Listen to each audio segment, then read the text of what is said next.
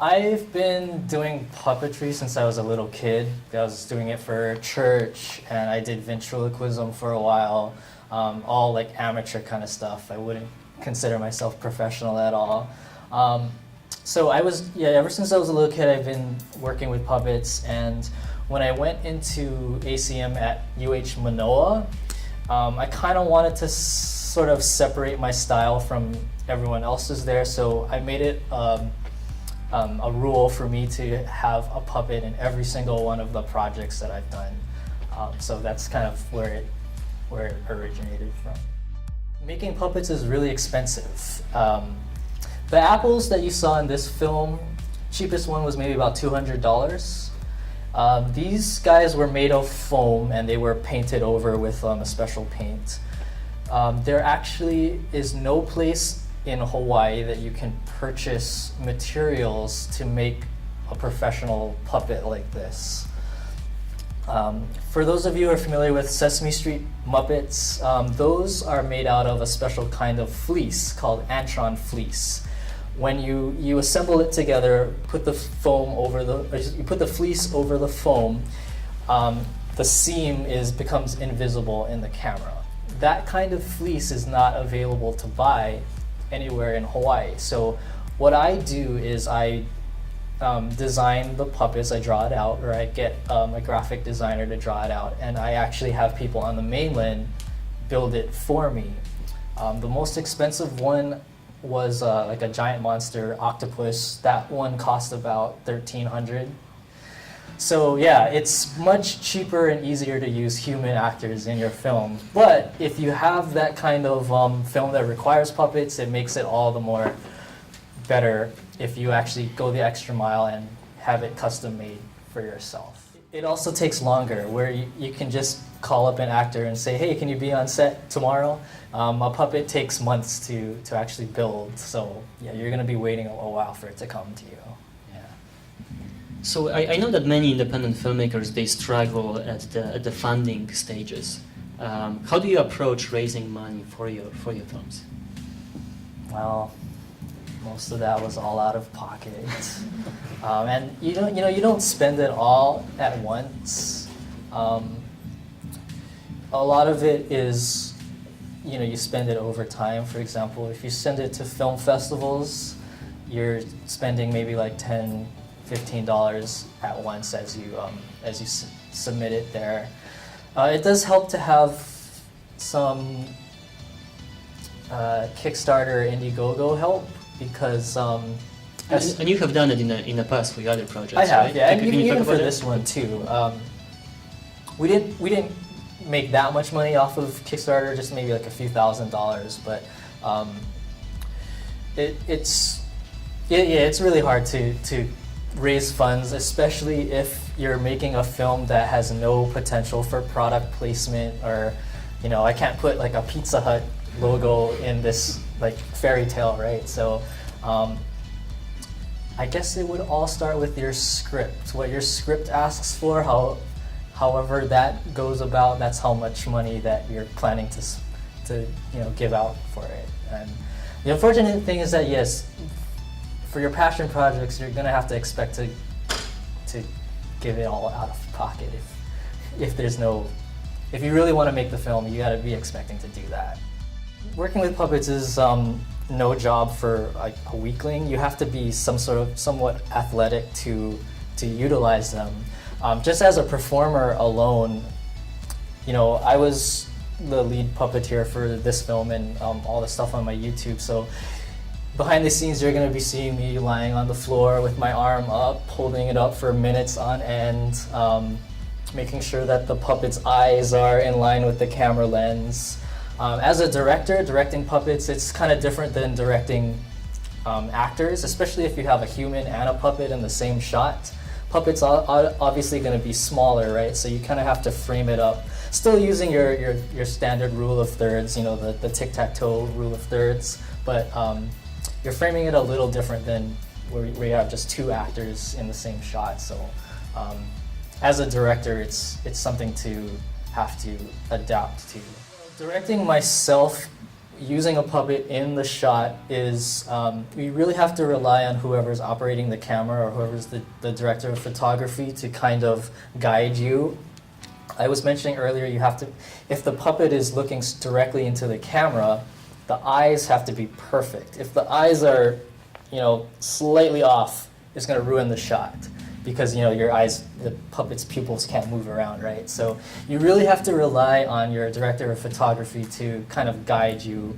Monitors help as well. Sesame Street and Muppet performers, they all use monitors hooked up to the camera so they can kind of see themselves and perform according to that. Cast not included. For Poison Apple, I guess the day that we had the most people, there were maybe about 10 of us on crew. And that's, that's still considered kind of bare bones, but it was myself, director of photography, some production assistants, a producer, costume designer, props. Basically one person per department, I guess that's what we had. We also had someone taking still photos and behind the scenes videos, and I think that's important to do as well. If you're shooting your own film, it's always a good idea for your social media or whatever to have someone just doing behind the scenes photos, because I think that's really, really nice to have. It's really important to network and make friends with as many people as possible. I don't know if any of you know each other, but say hi to each other. Work on each other's projects, because you're gonna end up relying on each other to make your films come to life, right? To be honest, it's really impossible to make a short film like Poison Apple on your own. You really gotta delegate the work out and really trust the crew that you have. Not only trust them, but also respect them, and just know that they believe in it just as much as you do. So just network and make friends with as many people as you can. So last year I started a YouTube channel called Not Another Puppet Show. Every episode features a local celebrity interacting with this joke-telling puppet that kind of looks like me.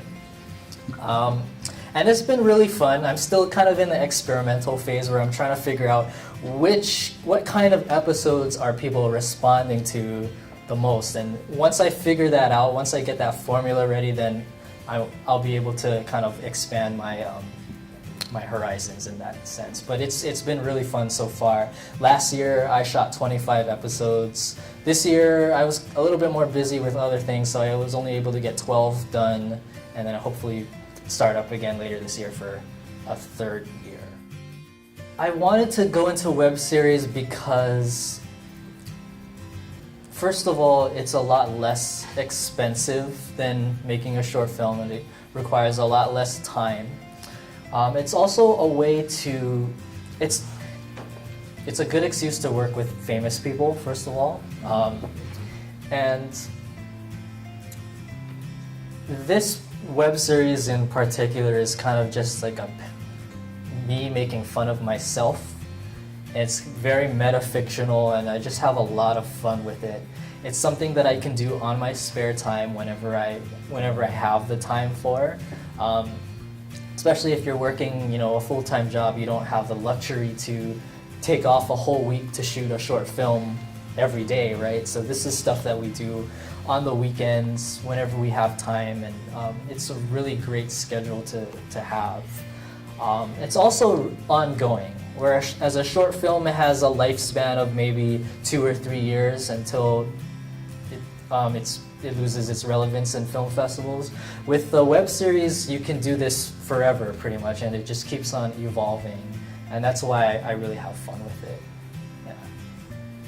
So I know that for many people who try to create a web series, one of the main obstacles is trying to figure out how to find an audience. Mm-hmm. Do you have a strategy in mind, or do you have how do you approach that? It's really easy to say, oh, my web series or my show will appeal to every single person in the world. But that's absolutely the wrong mind frame to be in. you got to make sure that your audience is as specific as possible. So for this one, my audience is 18 to 35-year-old crowd. It's still family friendly. I don't have any, swearing or blood and guts or anything like that. So, I mean, if you showed this to a little kid, I'm sure they'll enjoy it too. But the humor and the content is kind of directed towards the 18 to 35-year-old crowd, local Hawaii crowd. For a web series, you gotta kind of expect to make it a lot less epic, I suppose. The film is gonna take you maybe 2 or 3 years to see its course, but for a web series, this is like one day you shoot one episode, you edit it together, and then it's online already. So it's a much condensed, faster process to produce. Not to say that the quality is any better or any worse. It's just like a different kind of energy that you have to give out to create stuff like this. When you're doing this on your days off, I mean, I work a full-time job, and this is just like for fun stuff. There's a lot of the time, not a lot of people are there or available to help you. So yeah, you gotta kind of expect to shoot, to be everything, be the director, producer, talent, and yeah, it is very difficult, but you guys are in a really good position right now because you're actually in school and you get to learn all these different positions. So my advice to you would be to be a jack of all trades and learn how to operate a sound mixer, learn how to direct, learn how to use cameras, just so that in case you're ever in this situation, you're not panicking and you know how to do everything. So I compose music for all the videos and films that I've done. And I think it's really fun. When I was a kid, I took up piano and guitar and drums, so that really helps when you're composing your own films. I think, yeah, it's the most fun part about making a musical. You get to write your own lyrics. You get to hear professional singers sing your songs. It's really awesome to have that. We recorded all of our audio before we started shooting.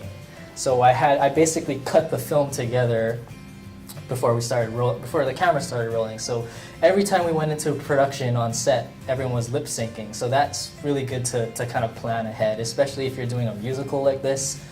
My advice is record all your audio beforehand and just lip sync the whole thing, because it makes it a lot easier. You don't have to have like a boom operator on set with you. It's one less position to worry about. Had a guy draw up storyboards, and I don't know if you've seen like animatics, like animation animatics, where you kind of just match up the audio with the storyboard pictures, and it's kind of like a rough animated film, basically. So pre-production is really important. The more you plan out ahead of time, the easier your actual shoot is going to be. Yeah. All right, so this is the puppet. This is a half-body puppet, so he doesn't have legs. So when we're shooting him, we always have to, crop out my arm here. It's a rod-based puppet. So most Muppets are left-handed because the operator uses their right hand to operate the mouth. When you're talking, you have to open the mouth on every vowel. All right, and it's easy for someone to lift up their top part of their hand like this, but when you do that, it's not really a natural. It's like the top of their head is going up like that. So you kind of have to train yourself to angle your hand down so it looks like the eyes are making eye contact with you, and his lower jaw is going down instead of the top part of his head like that. So that takes a lot of training as well. Ideally, it would be nice to have 2 people operating this one puppet. I would be operating the mouth and this arm, and we'd have another person operating this other arm here. There are other puppets that that have gloves where you put your hand inside their hand, and it's kind of like works like a glove. Of course, that one also requires 2 people, right? unless you had 3 hands. Does anyone have 3 hands? Yeah. As far as performing, if the actor is sitting down or standing up, I gotta be low to the ground, lifting it up, and it really, you gotta work on your shoulders and go to the gym and just, do that kind of stuff. But the hardest part about shooting a puppet is making sure that the eyes are in line with the camera. So you really have to rely on your camera operator to direct you. So if I'm looking at this camera right there, what's your name? Gabe. Gabe. So is his eyes directly aimed at the camera? Yeah. Does it look like he's looking away? Because if not, then you would be saying, okay, tilt his head down just a tiny bit, go a little to your left. Okay, that's good. All right, right there. So you really have to rely on whoever's operating the camera to help you out, unless you had a monitor right in front of you, which sometimes you don't have that luxury. There's some situations where, for example, if I wanted him to do this, it's a coordination thing. So yeah, we'd rehearse it, kind of time it out. In the series, I actually dub over his voice, so I don't actually record good sound on set. I just kind of dub the jokes over. But yeah, I kind of just give whoever's operating the other hand directions. So okay, ready and go, and then we both open up the arms like that. So it does take some coordination. Yeah. As far as the local celebrities, like, how do you bring them on? Like, are you like friends with them, or like do you just by chance just ask them, or? I really just ask them, like I send them I figure out if they have a manager or an agent first, and I contact them through email. I have an email template that just basically explains what the show is about and what I plan to be doing with the video and the talent in there. And basically, yeah, just ask them. I haven't had to pay any of them yet, so they really enjoy work. This is something they don't get to do every day, right? So yeah, they really enjoy it. I've had a few no's, of course. Some people just flat out said no, but most of the time they say yes. So, yeah. And how do people react when they work with the puppet for the first time? When they act opposite the puppet? Oh yeah, there's giggles, but once they get all that out of the system, I just try to make them feel as comfortable as possible and just pretend that they're talking to a human being. Yeah. I don't know if I should be looking at you or the puppet. Choose wisely.